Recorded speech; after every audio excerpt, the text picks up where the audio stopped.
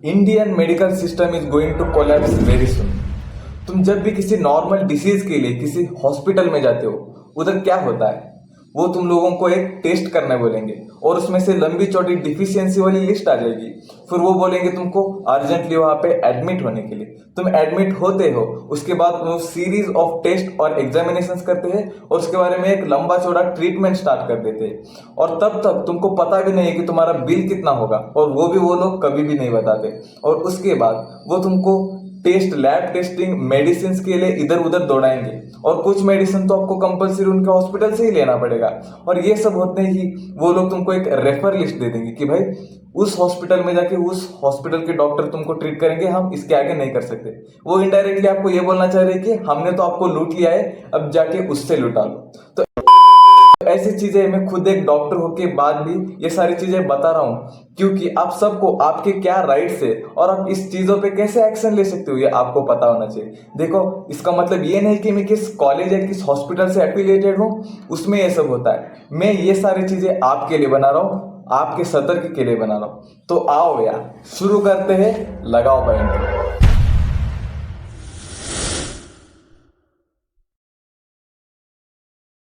So yes, Indian medical system is going to collapse very soon. और ये मैं नहीं बोल रहा, 9 मार्च 2016 में इंडियन पार्लियामेंट्री कमेटी ने इसको ओपनली एक्सेप्ट किया था। जी न्यूज ने एक रिसेंट स्टडी पब्लिश की जिसमें इंडियंस अननेसेसरी सर्जरीज, जिस सर्जरीज की एक्चुअली पेशेंट को जरूरत ही नहीं थी, जिनको हम बोलते हैं फेक सर्जरीज, वो इंडिया में 44% ऑफ सर्जरीज वो सारे अननेसेसरी बनाए जाते हैं। और उसको भी उन्होंने स्पेसिफिकली प्रोवाइड किया है, जैसे कि heart surgery 55%, uterus surgery 48%, cancer surgery 47%, knee replacement surgery 48% और सी सेक्शन सर्जरी 45%। इन सारे सर्जरीज की एक्चुअल पेशेंट्स को जरूरत ही नहीं थी, फिर भी उनको किया गया। तो ये सब क्यों किया जाता है? Well, reason is very simple. Corporatisation of hospitals, यानी कभी इन हॉस्पिटल्स को भी प्रॉफिट और टारगेट ओरिएंटेड बना दिया गया है, उनको प्रॉफिट सेंट्रिक बना दिया गया है। एक रिसर्च पेपर में महाराष्ट्र के टॉप हॉस्पिटल्स के स्पेशलिस्ट डॉक्टर्स और सीनियर गवर्नमेंट एक्स ऑफिसर्स और एडमिनिस्ट्रेटिव मैनेजर्स के इंटरव्यू लिए गए, और उसके बाद उनके स्टडी के बाद जो भी रिजल्ट आए वो बहुत ही ज्यादा शॉकिंग थे। लेकिन उससे पहले जरा इनकी सैलरी सुन दो। एक न्यू बी डॉक्टर्स की सैलरी होती है 1 लाख पर मंथ, और उसी एक बैच का एक मेन डॉक्टर होता है जिन्हें हम सीनियर डॉक्टर बोलते हैं, उसका सैलरी होता है 1 करोड़ पर मंथ। शौक लगाना। आगे सुनो, देखो जितनी बड़ी उसकी सैलरी है उससे भी ज्यादा उसको प्रेशर होता है। काय का प्रेशर? सुनो सुनो, आगे सुनो। देखो, हॉस्पिटल्स के सीनियर ऑप्थेल्मोलॉजिस्ट डॉक्टर के अनुसार उनको टारगेट था 1000 पेशेंट्स पर मंथ का, यानी कि उसको कैसे भी करके 1000 पेशेंट्स को कन्वर्ट करना पड़ेगा हाई एंड ट्रीटमेंट्स की तरफ। और इस पे हॉस्पिटल की एक सीनियर गायनेक डॉक्टर ने भी रिस्पॉन्ड किया कि ये मंथ एंड होते होते ये प्रेशर इतना ज्यादा बढ़ जाता है कि उनको एक नॉर्मल ओपीडी के पेशेंट्स को भी किसी हाई एंड ट्रीटमेंट में इन्वॉल्व करना पड़ जाता है। By the way, I would like to tell you that these targets are taken very seriously in these hospitals, and if any doctor miss the target then he will get the verbal warning and a memo, and if these things are continued forward then he will be permanently fired from the job. The hospital industry should be a service industry. The patient's health should be their main priority. But nowadays, the profit is getting the main priority in this industry. And these profits from the hospitals are tracked by MBAs. MBAs are actually made to manage the NMC companies, and these managers and MBAs are used in hospitals to track their records, their targets and profit. And in this, bichare doctors, what should they do? Actually, the doctors are also dedicated in this work due to the high paying salaries. Actually, these high paying salaries are contract based, means every 3 years the contract renews, and during the renewal they look after all the past performance and target completion, and on that they will decide the salaries for the doctors. And these things force the doctors to do scam with the peoples. And now I thoroughly understood all the illegal scams did in medical field and these hospitals. And I took information from two prominent doctors. First one Padma Bhushan and Padma Vibhushan awardee Dr. B.M. Hegde. And another information I took from a book called Descending Diagnosis, which I have told you here. And this book was actually not available everywhere, but I arranged the book from somewhere and I read it, and I am exposing these all things in front of you. और इसमें सब first scam और सबसे घिनौना scam, keeping dead person alive, यानी कि जो person already मर चुका है उसकी भी ट्रीटमेंट वो कंटिन्यू रखते हैं। एक टाइम्स ऑफ इंडिया ने आर्टिकल में भी एक पब्लिश किया था केस, जिसमें 14 ईयर्स ओल्ड बॉय को 1 महीने तक वेंटिलेटर पे ऐसे रखा गया था जो ऑलरेडी मर चुका था, और इससे उन्होंने 5 लाख तक का बिल बना दिया था उस पेरेंट्स के ऊपर। और ऐसे वेंटिलेटर स्कैम तो बहुत ज्यादा कॉमन है, लेकिन कुछ हॉस्पिटल में तो इमरजेंसी सर्जरी डिक्लेयर कर देते, जो ऑलरेडी पर्सन मर चुका है उस पे इमरजेंसी सर्जरी बता के उनके अर्जेंटली उनसे पेमेंट ले लेते हैं, और सर्जरी में वो पर्सन मर गया ऐसे डिक्लेयर करके उसको बाहर भेज देते। अब नेक्स्ट स्कैम आता है ऑर्गन ट्रैफिकिंग स्कैम। 2019 की संगीता केस ही सुन लो। 2019 में संगीता नाम की कानपुर में रहने वाली एक लड़की थी जो जॉब करने के लिए दिल्ली जाती है, और दिल्ली की एक कंपनी, उस कंपनी का नाम भी मैं ले लूँ लेकिन लूंगा नहीं, उस कंपनी में इंटरव्यू लेने जाते हैं। तब वो लोग बोलते हैं कि आपको हमारे हॉस्पिटल में हेल्थ चेकअप करवा लेना होगा, और संगीता को भी लगा कि ये बहुत ही नेचुरल प्रोसीजर है, इसलिए वो गई उस हॉस्पिटल में। अगेन मैं उस हॉस्पिटल का भी नाम ले लूँ, मैं ले ही लेता हूँ। उस हॉस्पिटल में वो चली जाती है चेकअप करने के लिए, और उस बेड पर जब वो सो रही होती है ना, तब कुछ इंटर्न्स बाय मिस्टेक उसको डोनर बुला लेते हैं, और ये सुनते ही संगीता स्ट्राइक हो जाते हैं और वो उठकर भाग जाते हैं उस हॉस्पिटल से। और उसके बाद वो कंपनी वाले in spite of saying sorry to her, वो लोग उसको धमकियां देने लगे कि भाई 50,000 रुपीज हॉस्पिटल का बिल पे करो तब भी जाओ। और ये धमकियां सुन के वो पुलिस कंप्लेंट कर जाती है, और पुलिस ने उस वक्त एक सबसे बड़ा ऑर्गन ट्रैफिकिंग चैनल को इन्वेस्टिगेट कर लिया। अब देखो ये चीज 2019 में हुई थी, लेकिन कितने लोगों को इसके बारे में पता था? तो ये चीजें बाहर क्यों नहीं आते और लोग चुप क्यों बैठे? देखो इसके मेन 2 रीजन होते हैं। पहला रीजन तो कॉमन है कि वो सबको पैसा खिला के चुप कर देते हैं और लोग भी चुप बैठ जाते हैं। और दूसरा रीजन ये है कि in big big corporate hospitals के पास स्ट्रॉन्ग लीगल टीम होते हैं और स्ट्रॉन्ग गवर्नमेंट कनेक्शंस होते हैं, इसलिए कोई उसके बारे में, कॉमन यूट्यूबर्स और कॉमन पब्लिक इसके बारे में ज्यादा बात नहीं कर सकती। उससे अच्छा उनको ये लगता है कि पैसा लेके चुप बैठ जाते हैं। लेकिन हम चुप नहीं बैठेंगे। हम ना ही पैसे से खरीदे जा सकते हैं, ना ही लीगल नोटिस से हम डरते हैं, इसलिए सारी सच्चाई हम बाहर लाके ही रहेंगे। And this was not the only case.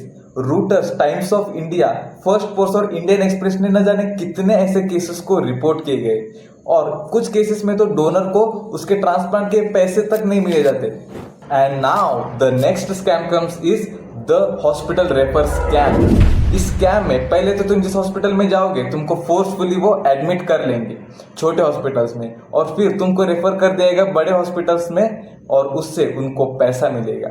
मैं अब हॉस्पिटल का नाम ले ही लेता हूँ। अपोलो हॉस्पिटल के चीफ नेफ्रोलॉजिस्ट डॉक्टर एम के मनी, उन्होंने एक इंटरव्यू में क्लियरली ये एक्सेप्ट कर लिया था कि they get referral amount when they refer a patient to the another hospital.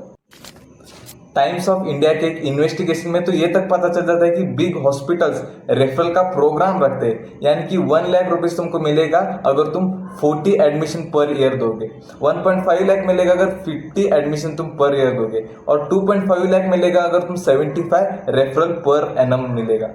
और इन सारे रेफरल से उनको बहुत ज्यादा प्रॉफिट हो जाता है। और ऐसे चीजों का मेन टारगेट बस यही होता है कि पेशेंट को कुछ हुआ हो या ना हो, बस उसको हमारे हॉस्पिटल में रेफर करके भर्ती करवा दो, और तुमको तुम्हारा रेशो या तुम्हारा रेफरल रिवॉर्ड तुमको तुम्हारे अकाउंट में मिल जाएगा। अब मैं खुला करने जाने वाला हूँ इनका एक और बड़ा scam, which is diagnosis scam.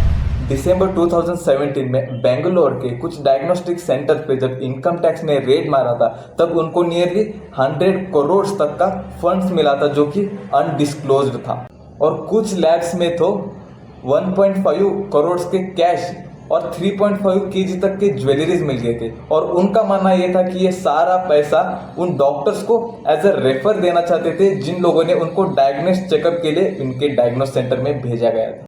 जिनको डायग्नोस सेंटर नहीं पता, वो सेंटर जहां पर तुम अपना ब्लड चेकअप, यूरिन चेकअप कराने जाते हो और वो आपको रिपोर्ट दे देते, उस चेकअप को ही डायग्नोस चेकअप सेंटर बोलते हैं। In present condition in India there are 1.1 lakh operational laboratories are running, लेकिन in that only 1039 labs are accredited, यानी कि गवर्नमेंट रजिस्टर्ड है।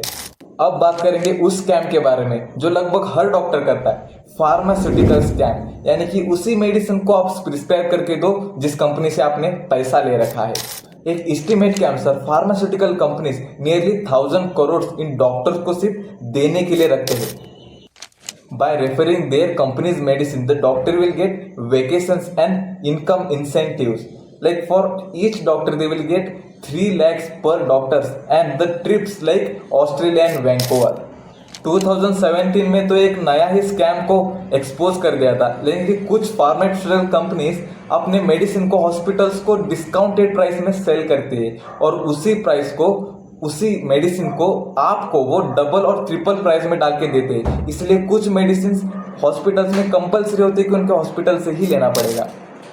और देखो इसके मेन 2 रीजंस हो सकते हैं। Lakhs of medical counselling body, जो हमारी इंडिया की मेडिकल काउंसलिंग बॉडी है वो अपना काम करने में फेल हो रही है। और ये मैं नहीं बोल रहा, इंडियन काउंसलिंग कमेटी खुद ये चीज़ बोलती है। और ये भी बोलती है कि ये MCI जो है वो अपना इथिक्स फॉलो करना और मेडिकल राइट्स के बारे में फॉलो करना भूल के अपने सारे मेडिकल कॉलेजेस को लाइसेंस देने में लग पड़ी है।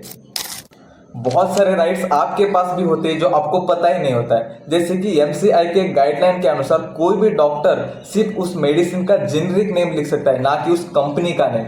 और सेकेंड रूल भी ये है कि अगर आप किसी ऑपरेशन के अंदर जाते हो तो उसका फीस उसको पहले ही बताना पड़ेगा और ऑपरेशन के बीच में और लास्ट में उसका फीस आप डिस्क्लोज नहीं कर सकते।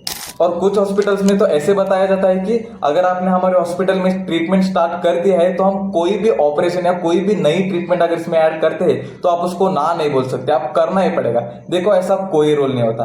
एक्चुअली डामा डिक्लेरेशन नाम का एक राइट आप पेशेंट के पास होता है। अब डामा डिक्लेरेशन के बारे में मैं आपको क्लियरली बता देता हूँ।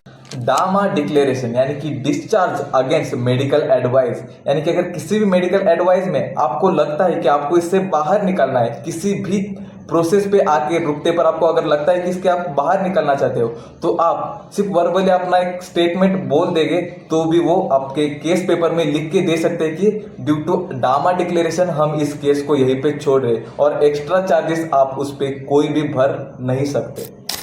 अब देखो यहाँ तक तो मैंने सारी चीजें जितनी पॉसिबल हो सकती सारे स्कैम मैंने यहाँ पे निकाल दिए और इससे आप कैसे बच सकते हैं और आपके राइट्स क्या क्या है ये भी इसमें आपको बताए, जिसमें डामा डिक्लेरेशन एक सबसे इंपॉर्टेंट होता है।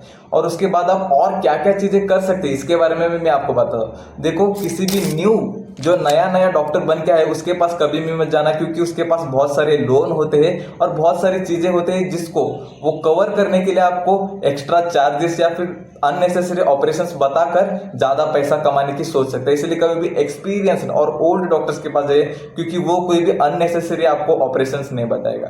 सेकंड है कि आप हायरार्की ऑफ डॉक्टर्स के पास चले जाओ और उसके बारे में उनका रेफरेंस ले लो। यानी कि अगर कोई सर्जरी के पास अगर आप सर्जन के पास जाते हो तो सर्जन यही बोलेगा ना कि इसके बारे में आप सर्जरी कर सकते हो। इसीलिए किसी नॉर्मल प्रैक्टिशनर्स या फिर आप चाहो तो आयुर्वेदिक डॉक्टर्स के भी पास जाके रेफर ले सकते हो। मैं किसी पैथी के बारे में नहीं बोल रहा हूँ, मैं सिर्फ आपको एडवाइस कर रहा हूँ कि आप किसी आफ्टर बेरे पैथीज के बारे में आपको जाके उनसे भी एडवाइस ले लोगे तो आपके लिए ज्यादा बेनिफिशियल हो जाएगा। देखो जाते जाते मैं एक और पॉइंट ऐड करना चाहूंगा। देखो हर हॉस्पिटल या हर डॉक्टर ऐसा नहीं होते। डॉक्टर्स की तो ज्यादातर चीज इसमें गलती नहीं होती, क्योंकि उनको सैलरी मिलती है और उनको जो टारगेट और प्रेशर डाला जाता है इसकी वजह से डॉक्टर्स करते हैं। लेकिन जो हॉस्पिटल्स का कॉर्पोरेटाइजेशन हो रहा है ना, उनके बारे में कंट्रोल करना बहुत ही जरूरी है। सो इस तरह से वीडियो खत्म। भागो मत यार, सुनो। देखो इसमें बहुत सारे स्कैम के बारे में मैं डिस्कस कर चुका हूं, तो इसमें से कोई एक तो आपके साथ हुआ ही होगा। तो आपके साथ क्या हुआ है मुझे कमेंट में बताओ। और इस वीडियो में अगर कोई ऐसा पार्ट होगा जो आपको सुन के लगा होगा कि भाई ये मेरे साथ भी हुआ है, तो इस वीडियो को लाइक करो यार, और अपने व्हाट्सएप ग्रुप में इस वीडियो के लिंक को शेयर कर दो यार, कि सबको पता चलना चाहिए कि इस इंडस्ट्री में क्या क्या स्कैम हो रहा है। बोल दिया ना कि एक डॉक्टर नहीं बताया ये सारा स्कैम, और ये सारे स्कैम के बारे में हम डिक्लेयर में और भी बताएंगे। अगर इसका पार्ट 2 आप चाहते हो तो वो भी आप कमेंट्स में बता सकते हो। तो इतना ही हमारा काम खत्म हो गया है, अब आपका काम है लाइक करना। मिलते हैं आपको नेक्स्ट वीडियो में। अगर आप चाहते हो ऐसे अच्छे और निडर वीडियोस को, तो आप इस चैनल को सब्सक्राइब कर सकते हो और हमें इंस्टाग्राम के भी जाके देख सकते हो। प्लीज एक काम कर देना, डिस्क्रिप्शन चेक करना जाते जाते। बाय।